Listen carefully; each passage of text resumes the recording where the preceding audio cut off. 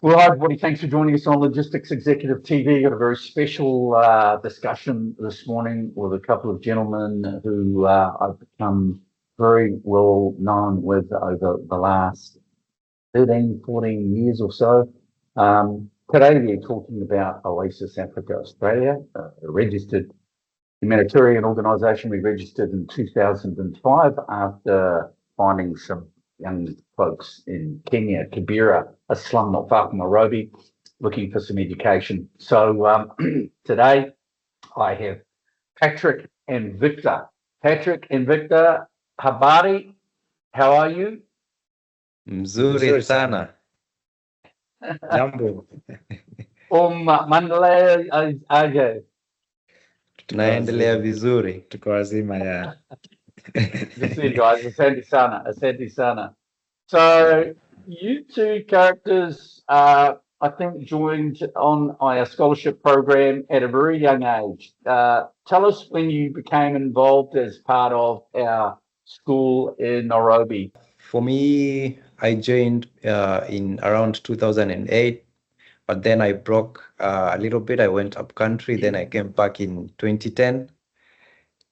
So in total, I've been in Oasis Africa for around 14 to 15 years. Yeah, so for me, the first time I came in contact with the Oasis was in 2012. So that marks around 13 years. Awesome. So, and one of you, I think, I met at the original school. Which one of it was you in the original school in Kibera way back 15 years ago? That was in St. John Primary School. Correct. Yeah. That's when I back then. That's where we started the journey with Oasis Africa in St. John Awesome. Primary School. I think Sandy, and I think we've got some photos flowing across here, which just might show you at that very young age being about 2.5 feet tall, my friend. So you've come a long way since then, clearly. Now, gentlemen, you are now having gone through primary school with us, university in Kenya, I guess. So that's where you did your first undergraduate programs, yeah? Yes. Yeah. What were you studying in undergrad in Kenya? For me, I did business information technology in the University of Dedan Kimathi. Okay. Yeah. For me, I did applied statistics with computing at the University of Eldoret. Brilliant. And now, as a bit of a kicker, where are you today? Right now, we are in Australia and we are studying at the University of Sydney. Personally, I'm pursuing a Masters of Computer Science. Yeah, I'm doing a Master of Data Science. But today we are in Brisbane. We went to visit one of the co-founders just to be able to tour Australia. Yeah. Awesome. And so before going to Australia, at the very, very strong support of University of Sydney, you've never been out of the country, I guess, out of Kenya. That's true. Yeah, this was our first flight. Brilliant. Let's just have a quick snapshot of what your very young years when you first became involved with under the scholarship program for Oasis Africa. What was life like? A quick snapshot, a minute from each of you.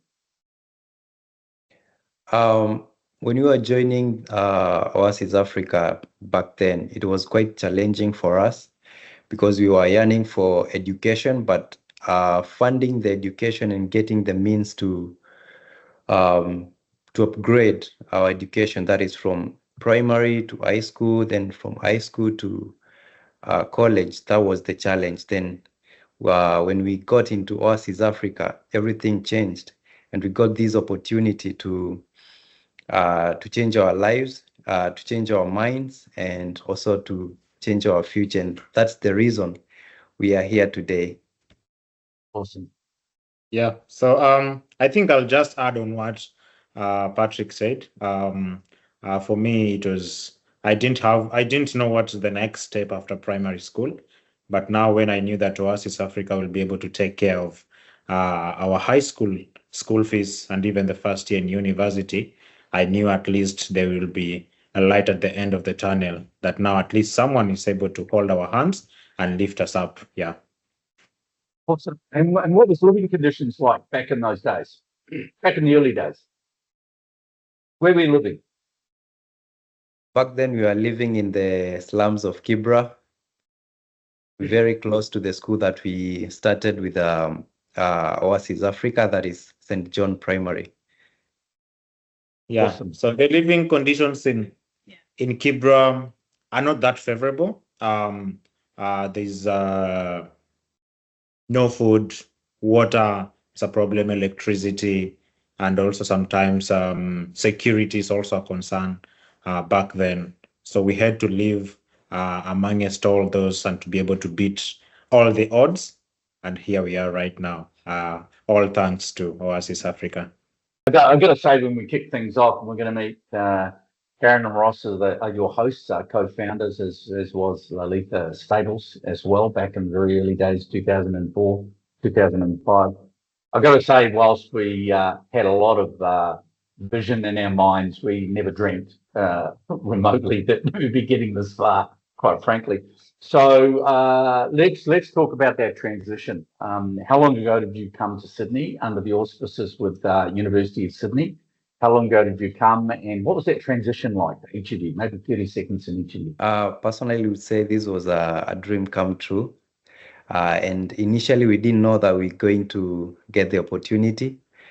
But Karen and Ross reached out to us to confirm that if there is an opportunity here at the University of Sydney and they are looking for young, bright students.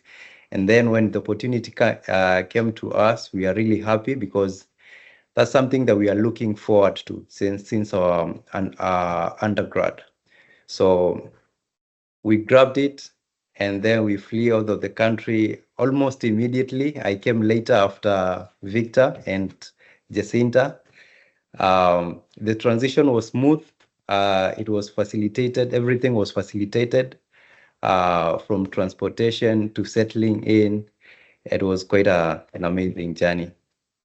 Awesome. Victor, what was it like for you, man? Yeah, so as they always say, there's always the guinea pig. So I think I and Jacinta, we are the guinea pigs in all of this. For me, I always had a dream of studying abroad, and I had mentioned that to Karen and Ross. So when the opportunity came, I was the first person they thought about, and I'm grateful to them and everyone who stood to make the journey a success. So when the opportunity came, I grabbed it. I already had my passport ready. I didn't know when it was coming, the opportunity would come, but having faith and knowing that maybe one day, and that one day came. So it was really fascinating one and also an interesting story because everything was paid for, from even my medicals to passport, to visa application, to the accommodation in school, to even the food that we are eating, and even being given a stipend just to come and study. So it's been a very interesting journey that anyone sitting somewhere one day will not have thought that this will come to happen. Yeah, and we are grateful. All this was facilitated by Oasis Africa Australia, just by having their website running, and so that the school could check and be like, okay, there's an organization that is supporting kids from developing countries. So yeah, so we are happy to be here because of this great opportunity. Fantastic, and of course this has been the effort of a village of people, primarily in Australia, giving a hand up to folks like yourselves. I mean, 8,000 kids educated in the slums of Nairobi, and then I think probably 400 or 500 into high school, and then university, of course, in Kenya and on forward. So to have you characters in Australia is brilliant. So that's been the transition, and of course, there's been there's over 1,000 individuals and companies in Australia have supported us all the way through this. Impossible to do without that level of support from the logistics and supply chain community. So kudos and hongera for you guys to have got as far as you have, because it's been through your own work and your own hard study, and the marks you've qualified with absolutely on peer level with anybody else from around the world to get that to University of Sydney. So I now want to bring in a very special lady who is hosting you in Brisbane. First time you've been to Brisbane, of course. And that is one of the co-founders, and this is Karen Howe and her husband Ross are hosting new characters up in Brisbane, I think, for about a week. Hey Ross, how you going? Karen? Good, very good. Hello. Good stuff. So, look, as you've been seeing, we're having a bit of a chat to the guys. I was going to call them boys, but just they're too big now, so they're gentlemen, of course. And and so I just wanted to talk a little bit about a very special event that we are having down in Sydney. Well, for you down in Sydney, for me across in Sydney in a couple of weeks. Maybe you can tell us what's going on in Sydney on the 24th of July. Yeah, absolutely. It's been a while since we've had an Oasis Africa event. Sydney was our birthplace for some pretty epic nights out. And what we want to do is just take the opportunity while we have some of our OG students actually in country, come and meet and greet, speak to them face to face. We have so many sponsors and donors that have given over 2 decades. Like, this is our 20th anniversary of being around and supporting kids out of Kibera slums. So we just want to be able to take the opportunity to celebrate this milestone, but we want to do it with the people who have helped us get to this point. Ross, both of you have been instrumental in organising, I don't know how many dozens of trips into Kenya that have been made over the years, and I've been in a lot of them. And that includes the Warringah Rugby Club. It took about 70 or 80 folks over in 2011. We've got Google partner Oni Group, who have been a massive supporter all the way along. Herman and all of the directors from Oni Group around the world have also gone in.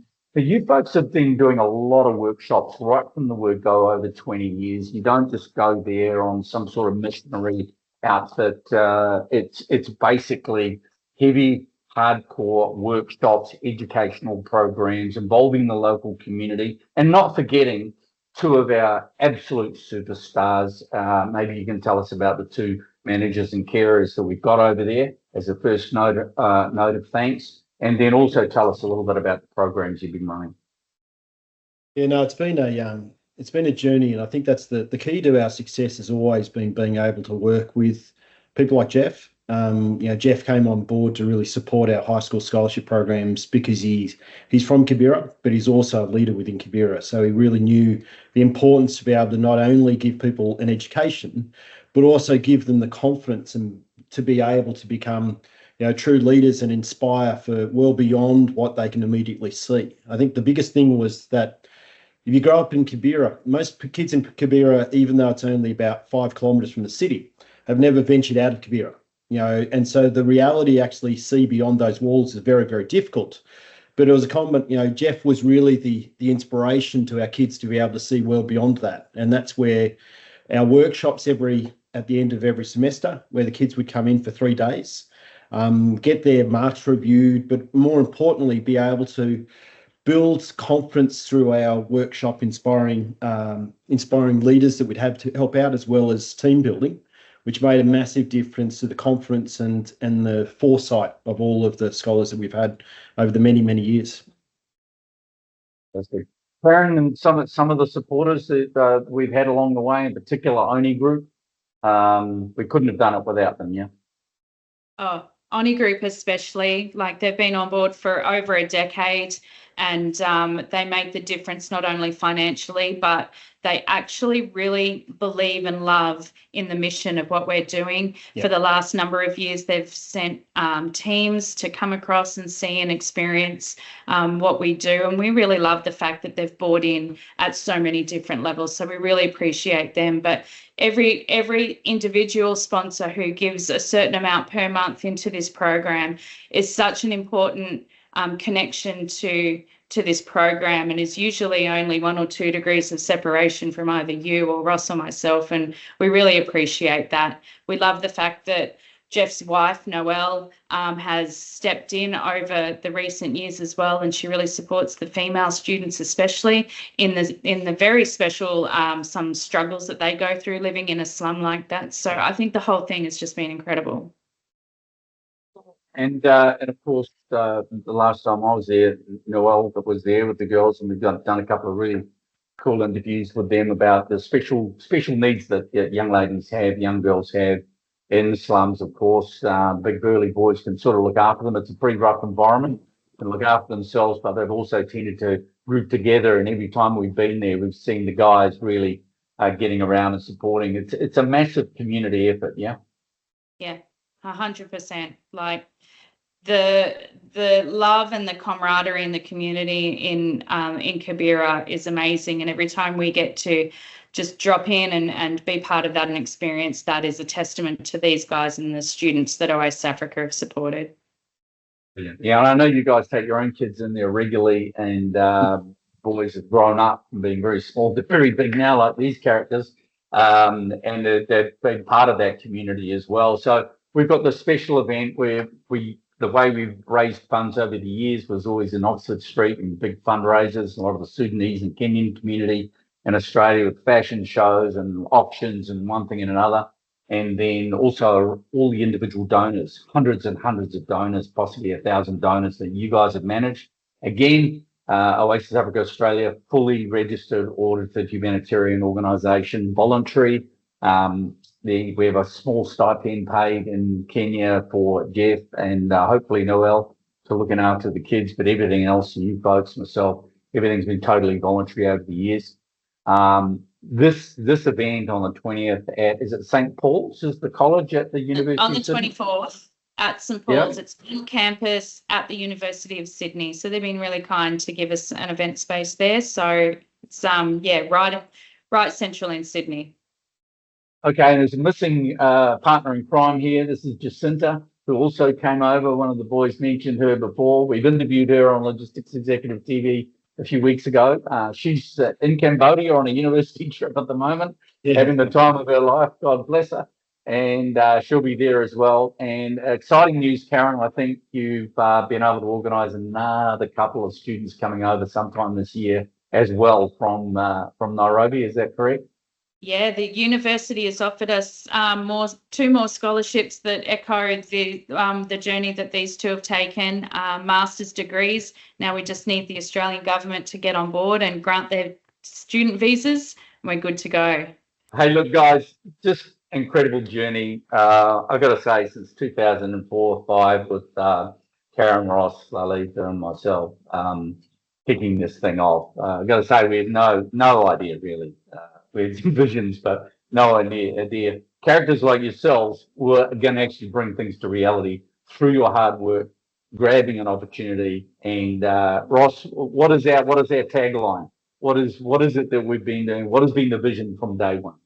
Yeah, through education, breaking the poverty cycle, and I think we really, to be able to see the impact of each of these students, but also how they're now financially supporting all of their family. So a lot of, Patrick is supporting, his siblings to go through high school and university, and so is Victor. So it kind of like and Jacinta, breaking the poverty cycle through education has always been our major focus. But now, through the support of all of our donors and sponsors and the University of Sydney, is now becoming a complete reality. And it's so exciting to be able to see, children which we used to play with, when we went to primary school at St. John, to be able to, welcome them to Australia, to be able to see them grow into men, and men who can actually support their families is just an inspirational, to see what's happening. Excellent. Well, thanks everybody. Thanks for joining us today. And again, 24th July, I'm going to be there emceeing a conference about 10 kilometres away at the Olympic Stadium. So somebody's looking down on us and timing this 100%. So thanks to Deutsche Messe Hanover Fairs for supporting and bringing me out to Australia for the CMAT conference on the 22nd to the 24th.